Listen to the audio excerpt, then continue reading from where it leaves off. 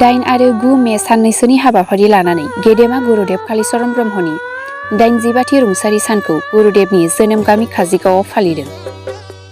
क'क्राझार जिल्लानि सिङाव थानाय भटबटजरानि काजिगामिया दिनै गेदेमा गुरुदेव कालीचरण ब्रह्म बिथांनि 80थि रुंसारि जानाय सानजों लोब्बा लाखिनानै फुंबिलि समाव सबादियाव बिबार बावनाय बावजेनगिरि मुस्रि असिनि सरगयारि बिथां आरो गुरुदेवनि मुसुखायाव बिबार बावनाय बावजेनगिरि गुरुदेव कालीचरण ब्रह्म ट्रास्टनि लोगो आफादगिरि ध्रुबकुमार ब्रह्म नार्जारि बिथाङा सानजौफु समाव मोनसे मेहेरगोनां गेवलां मेलबो लानाय जायो, जेराव गाहाय आलासि महरै नुजाथिफैयो बिटिआरनि गाहाय मावफुं सोद्रोमा मुस्रि प्रमद बर' बिथाङा।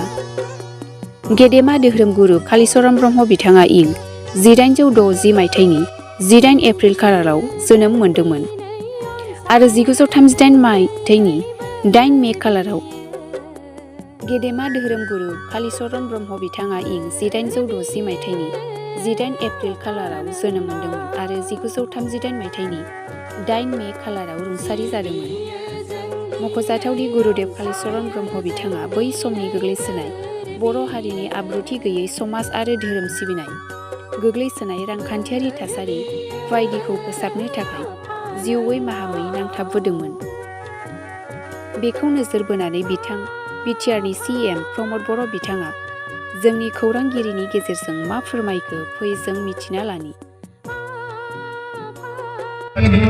थैनाय सान जेरै बर'धामाव गाजा गोमजायै फालिदों आरो बेवहाय बाहागो लानो मोननानै गावखौनो जोबोद गोथारथि मोनसे आङो मोनदांदों।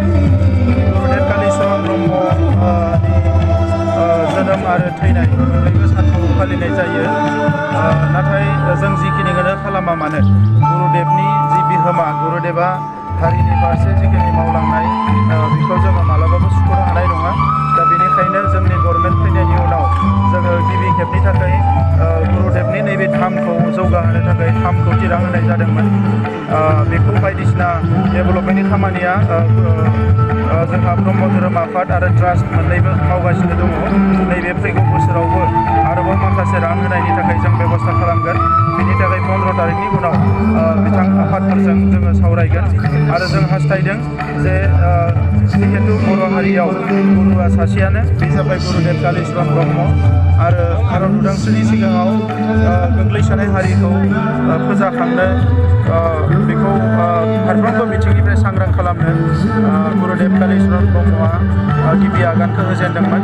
दा बिथांनि जि सानथौ सानस्रि आदर्श बे गासैखौबो फोथांना दोननाया जोंनि माहारिनि साफ्रोमबो बर' फिसानिनो बिबान आरो बे हिसाबै जों अराय सम बेखौ मावलांबाय थागोन। बेवहाय सरकार आरो राजखान्थि होननाय जेबो गैया। गुरुदेवखौ सिबिनायाव हारिया खौसे जानानै बयबो सिबिनांगौ आरो जों गुरुदेवखौ अराय सम सिबिलांबाय थागोन।